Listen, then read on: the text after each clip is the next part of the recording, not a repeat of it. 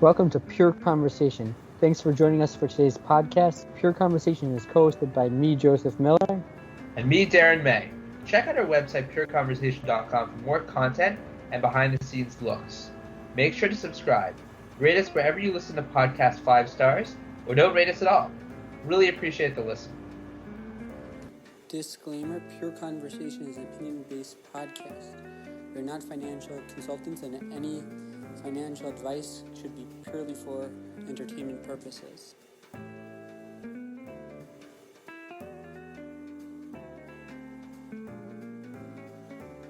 All right. This week, we're very excited to be joined by Neal Hoffman on the show. Neal Hoffman is a toy industry mogul. Formerly Hasbro executive, he's made it big on ABC's Shark Tank with a deal of $700,000 with 2 sharks. Thanks so much for joining us. Well, thanks for having me. Mogul is kind of a big word. I'm not sure how to describe myself, but thanks for having me. Thanks. So tell us a little bit about your background in the toy industry. So I've always known that I want to work in toys, and breaking into the toy industry can be difficult. So I actually went to graduate school, got my MBA, with the sole goal of trying to get into Hasbro's management program. And it worked. I called Hasbro on the first day of school, and I said, I have a background from Procter & Gamble. I'm at one of the top schools in the country. I want to work for you this coming summer, and I don't care if you pay me. And that ended up working. I got an internship. I leveraged that into a job. I worked on G.I. Joe. We launched the 25th anniversary product from the 1980s line. G.I. Joe movie. Loved it. Had just great experiences. Then I went to Tonka and worked on that brand for a while. And eventually my wife got a promotion in Cincinnati, so we moved to Cincinnati and I left Hasbro. It was the hardest thing I ever did. And I was doing jobs I really didn't like. And it was at that time my son asked for an elf on the shelf. And I just kind of made a joke. I was like, hey, man, we're Jewish. You can get a Mensch on a bench. And that was the inspiration. Oh, wow. And how did that go from, a product idea to development to Shark Tank? So I had the idea and I fell in love with it, on the spot. So much so that night I went back and I wrote the book. Before I had even a vision of what the character would look like, I wrote the book of the Mensch, and every night of Hanukkah, he's watching over the oil for the Maccabees. And they go to sleep and he can't believe that the oil's still lit. And then they wake up the next day and he teaches them something each day. So each of the 8 days he teaches about dreidels or latkes or prayers. And I thought that was such a cool idea. So I was going to make one just for my son. And as I started thinking about more, I was like, maybe there's something here. Let's take it to Kickstarter. And this will be a little passion project for me. And we'll try and raise enough money to make the first batch. And we did. We raised $18,000. We sold about 300 dolls online. So I put up some of my own money as well. And we bought 1,000. So I had 700 extra benches sitting in the basement. That Hanukkah came and we kind of made it public, and they sold in 10 days. I mean, they just flew out. There was a clamor for Menches. And I got calls from some of the big stores, and Bed Bath & Beyond wanted it for the following year, and Target and Michael's. So I applied to Shark Tank, and by the time I went on, I had $750,000 in purchase orders in hand that I was in the process of filling. So that was kind of the origin of before I walked down into Shark Tank. And that's a really good segue to one of the questions that I had. So you were successful in Shark Tank. I think Kevin O'Leary on his YouTube channel has interviewed the person who screens everyone. And it's some crazy thing, it's 1 in 1,000 people even get on the show. So, I mean, to get on the show and then to get the deal is an incredible accomplishment. And I saw he writes that there's 3 things that everyone who gets a deal has. They have a very quick elevator pitch, exactly what they do. they can sell themselves, and they know their numbers. So it sounds like you had all those, of course, but maybe you could just speak to that and talk about the whole Shark Tank experience. Yeah, so first of all, my thinking going into Shark Tank was I wanted a deal. I wanted some power behind me as I went out there. I wanted some help with the PR, and I knew that the way they edit it, because it is entertainment, if you get a deal, you have a happy end to your story. And that means, you're kind of going to crescendo. If you don't get a deal, they can have you be the noble entrepreneur who walks away, or it could be a and you crash and burn. And that sticks with you the rest of your career. So going in, I was like, I want a deal. I want to be fair. So I prepped. I mean, I watched every episode. I read all of their books. When I gave them their Menches and their Mensch books, they were personally inscribed with some personal story of how they had impacted me in some way, or tidbit about how I'd interacted with them in the past, and they didn't know it. I talked about Mark Cuban and what he had done that I found really inspirational, for example, or I talked to Barbara's family and how this was family oriented. And I also knew I was going to go on and guarantee my deal and put my house up and say, look, I will guarantee you'll get your money back within 3 years. And I felt pretty confident about that, knowing I didn't really need their money. I could take out loans if I needed to. So that was kind of my thought process going in. Kevin O'Leary was actually the nicest person to me, and had very interesting advice and said, look, I really respect what you've done. You've gotten this from the ground into some of the biggest stores. You've hit this niche. He was like, look, man, I don't see your vision for this to be a huge company. You should just keep doing what you're doing. You're going to pull $1 million out of this in the next few years. Enjoy that. Keep your day job, pull $1 million out, and keep going. And that wasn't bad advice. He was right to some degree. We haven't spun off and become a huge conglomerate of a company. I think we've lasted a lot longer than he thought, but he was very generous and very kind and respectful versus some of the companies I've seen go in there. And then to your point, I can sell the company in a couple sentences, the Jewish alternative to the elf on the shelf.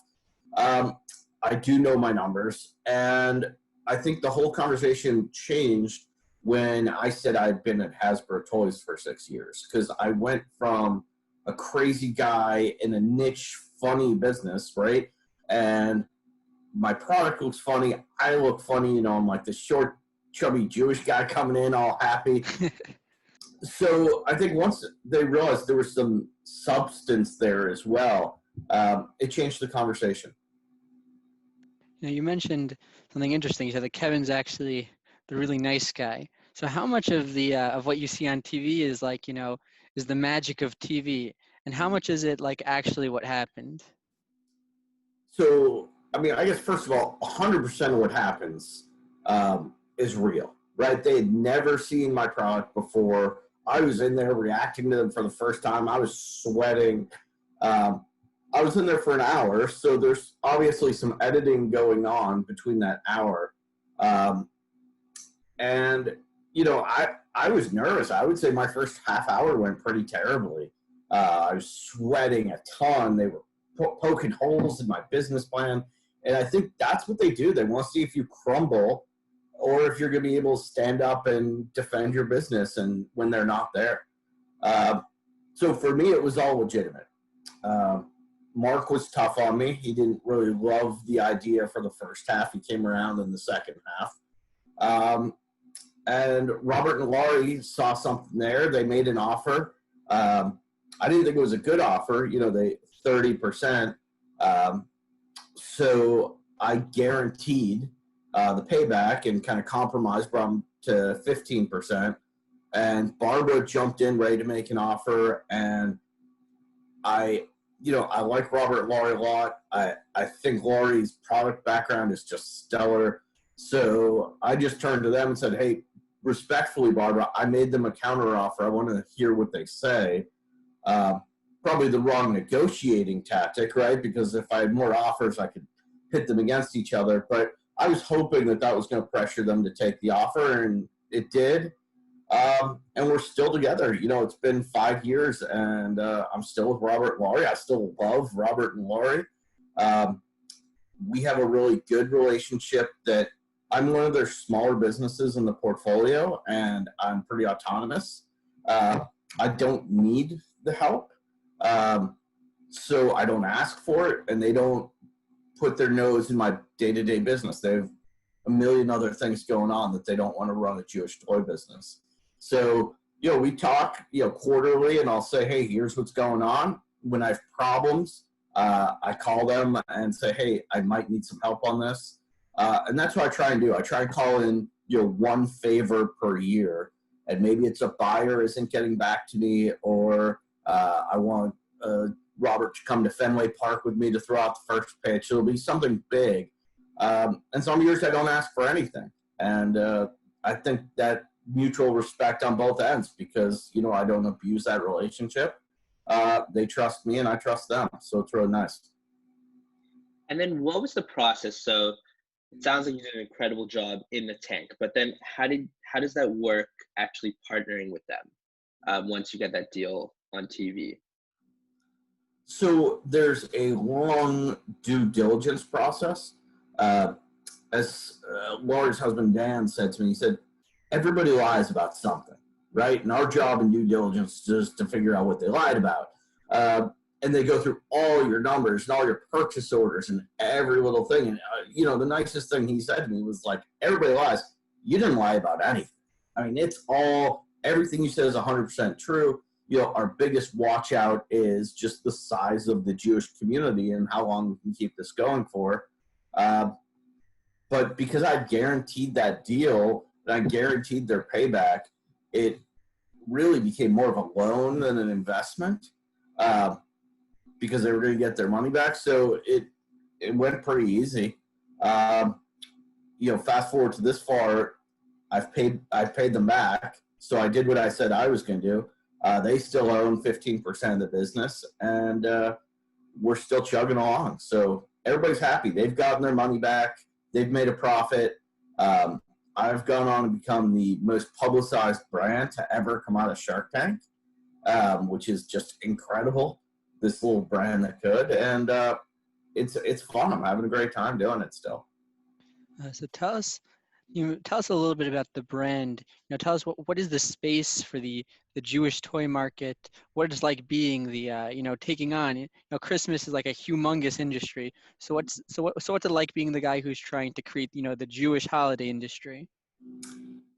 It's interesting because I've put a lot of thought into it. Obviously, that I don't want the Mensch on the Bench to be the Jewish Santa Claus. I want it to be a tool by which we do Jewish traditions. So where, in my opinion, Santa Claus has overshadowed a lot of the holiday aspects of Christmas, I don't want Mensch to ever do that. So we are supposed to be fun. We're supposed to be bringing Jewish families together, but it's also supposed to be teaching kids to be Mensches, which are good and honorable people, to do mitzvot, which are good deeds, to bring families together. Hanukkah, the secret of Hanukkah is that in most households it only lasts 5 minutes, right? Because it's 8 nights in a row. So you just kind of sing the prayers, you do a present that night.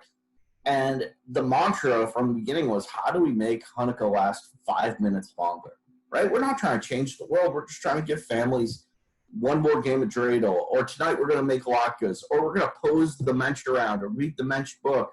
And that's what we're trying to do. And I feel like, we've sold over 200,000 Mensches at this point. So we're doing it.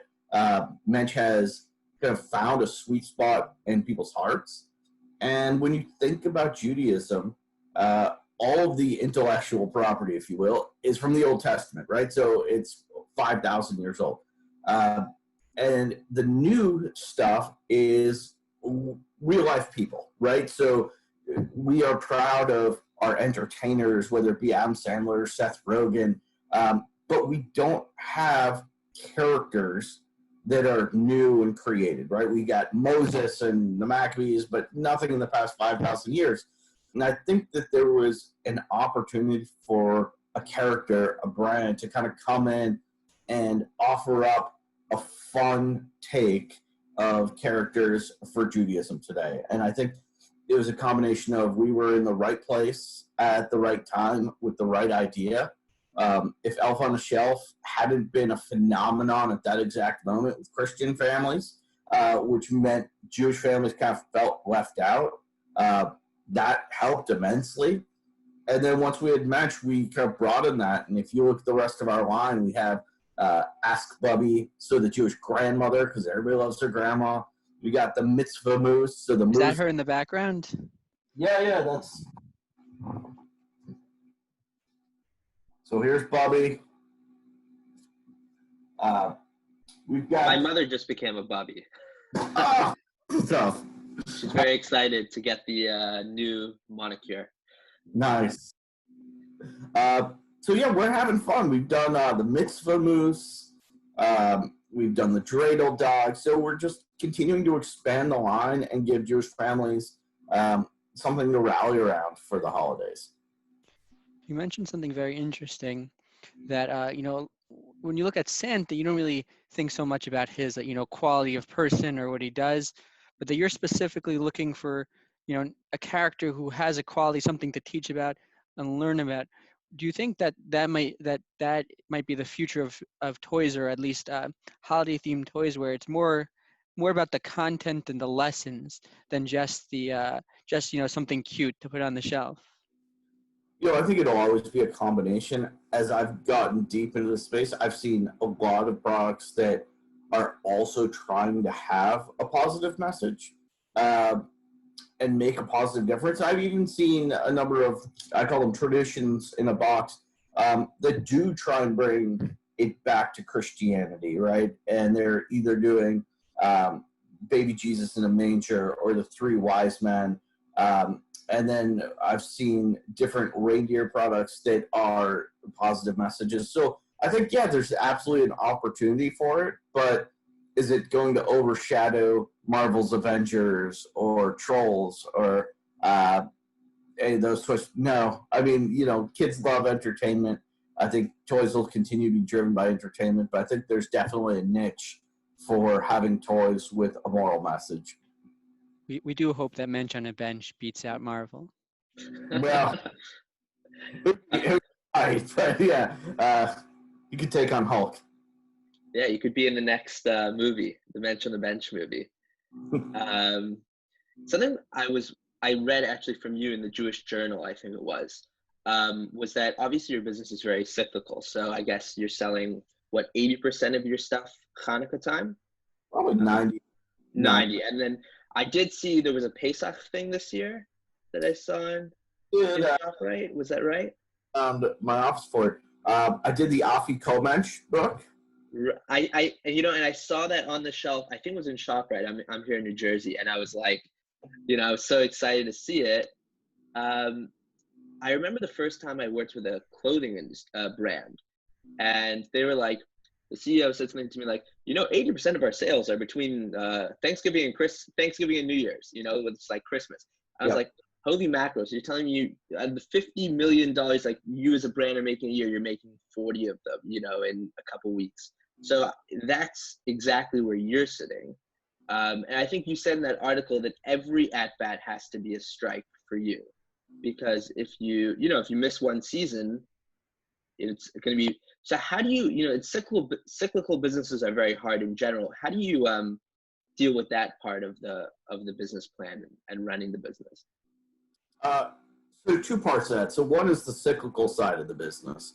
And I think at some point in this business, you need to look and say, am I going to lean into that, or am I going to try and spread out the sales? And as I've looked at trying to spread out the sales, it doesn't make sense.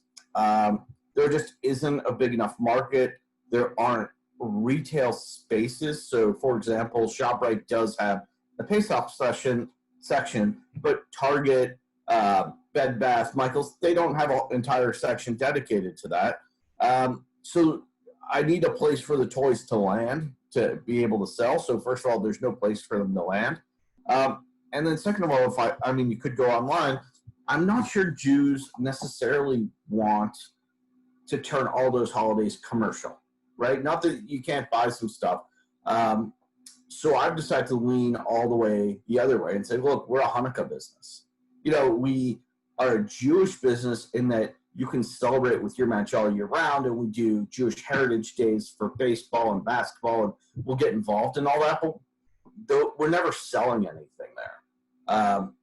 So then we just plan accordingly. And yeah, there are quiet times in the business, and I have other endeavors that I'm part of, and I understand the cycle pretty well. And then in terms of every at-bat has to be a hit, it's a little bit of gut and a little bit of market research, right? So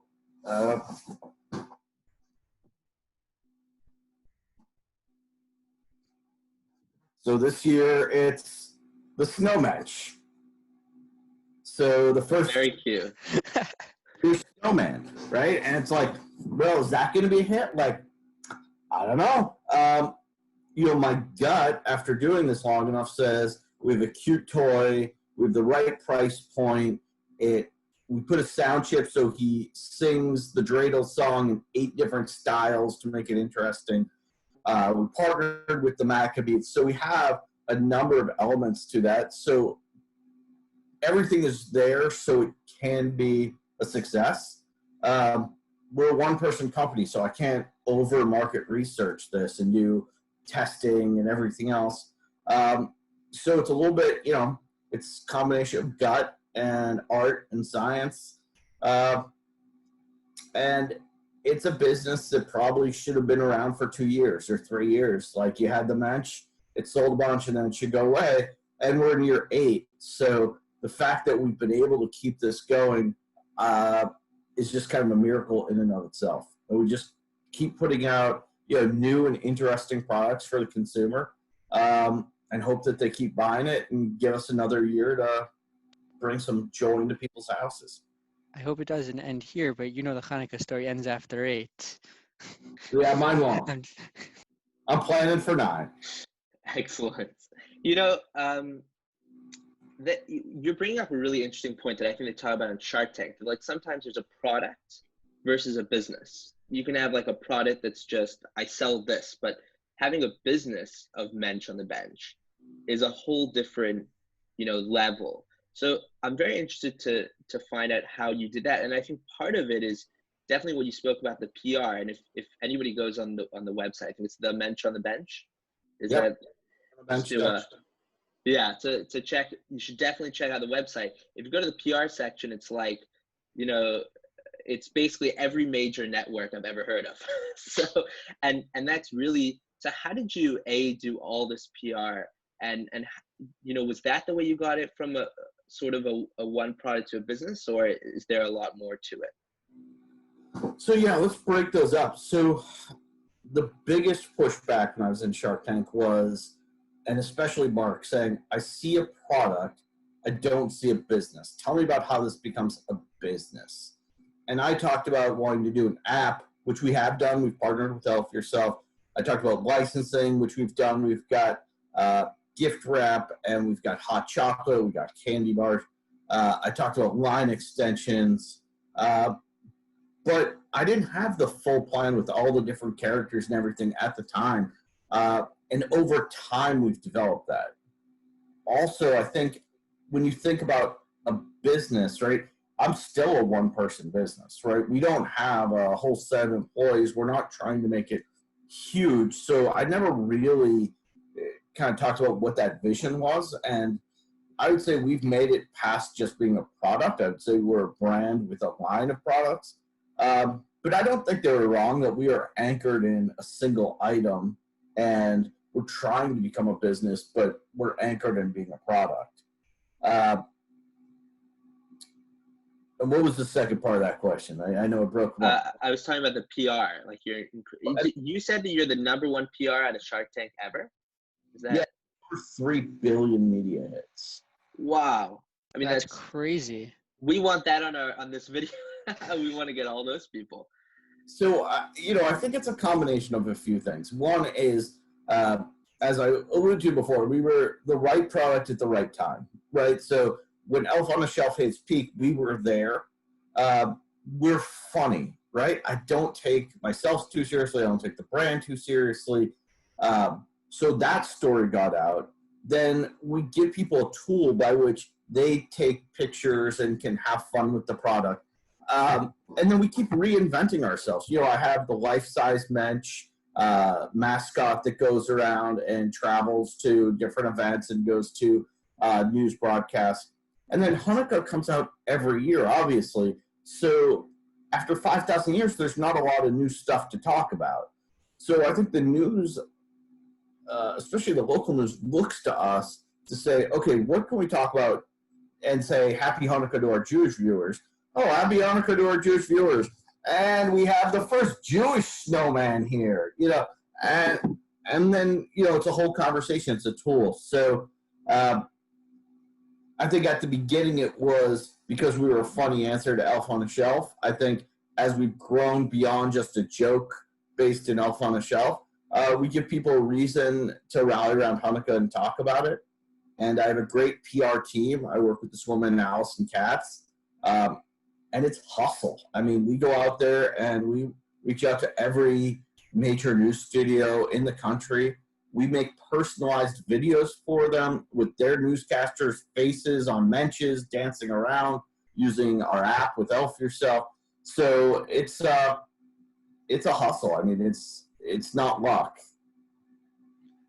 I see also, besides you mentioned the bench line, I know you also have the candidate pals, I think. I see Ryan Biden. I see, there's a Courageous Kamala. I don't remember the other names. Tell us a little bit about that. So I had this idea a few years ago, this was during the last election, and I was thinking about Bernie Sanders. And I was like, he's just so cuddly. I just want to hug him.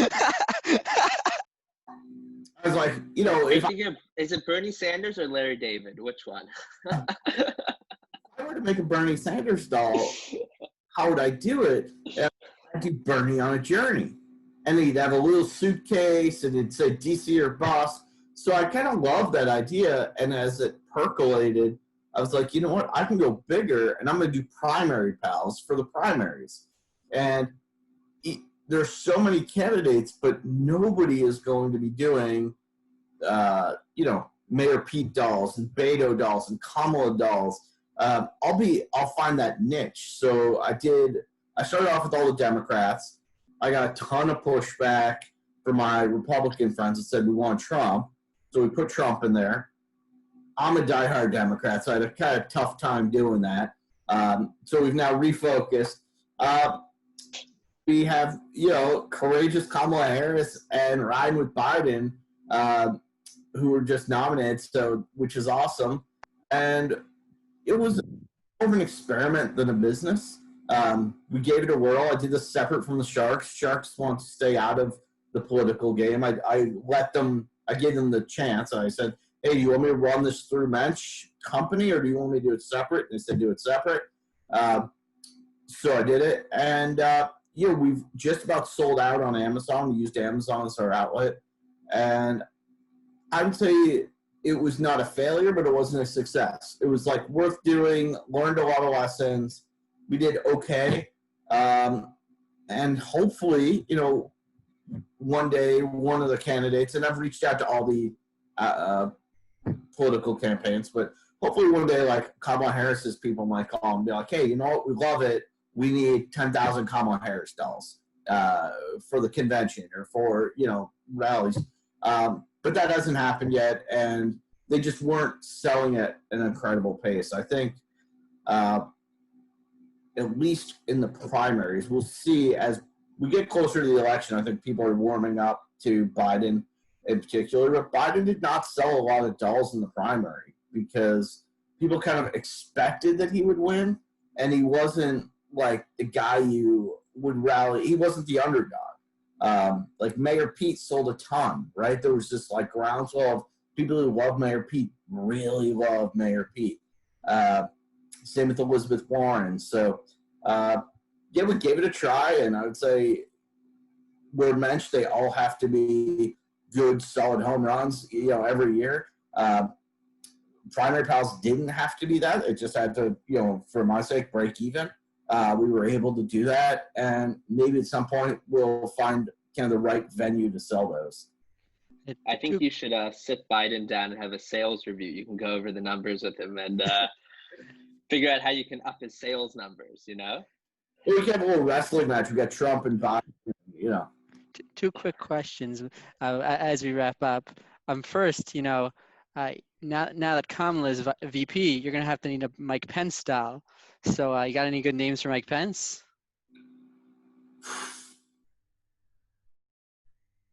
If you don't have anything nice to say, you just don't say anything at all. Okay. Maybe you could be the non-Jewish style in your line. You could be Christian Mike or something. Yeah, we'll give a little mask. Then, with the high holidays coming up, could we expect anything exciting coming up for Yom Kippur, or not the holiday for toys? Yeah, so that is not the holiday for toys. I've kicked around ideas. So, for example, I had this book. It's written in my head. The Mensch says he's sorry, right? And it's all about what are the mistakes you make all year, and how do you apologize to people and take Yom Kippur's moment of reflection. And I think in the future there might be opportunities to partner with people like PJ Library to do educational elements. It's one of the things I have to balance as a company. If I do that, I'll lose money, right? I can't pay the illustrator, print up these books, and have it break even. I've been in business long enough to know I can't do that. But I love that idea, and I love having a positive impact on Yom Kippur. So am I willing to invest and lose money on purpose because it's for the greater good, or do I find a partner who wants to do that with me? I think that's one of the things we wrestle with as a brand going forward, is especially because I have the Sharks. If I didn't have the Sharks and I didn't have shareholders with them, I would be more willing to just lose money. I could be like, I lose 10 grand on this, I'll make back somewhere else. Because it's their money too, I can't just do that anymore. And it's probably a good thing, right? It's kept me in business long enough. So I wrestle with what are the holidays we want to come out for, which is a long way of saying we will not be having Yom Kippur Rosh Hashanah dolls in the near future. But I think there's an opportunity for the brand to be part of a larger conversation. And the longer we're out there, hopefully the more opportunities there are for people to come to us and say, hey, let's do something together. And thank you so much for joining us. I learned a lot about business. I really, and a lot of interesting things about the Shark Tank. We really appreciate your time. Thank you for listening. A little about us. I'm your co-host Darren May, and I'm a marketing professional. I'm the head of marketing automation at National Positions, one of the top digital marketing agencies in the world. I love anything to do with marketing and business. And I'm your co-host, Joseph Miller. I'm an avid follower of the financial markets, and I have a degree in finance. I'm also the founder and CEO of international e-commerce conglomerate Without a P Enterprise. We are unapologetically Without a P since 2018.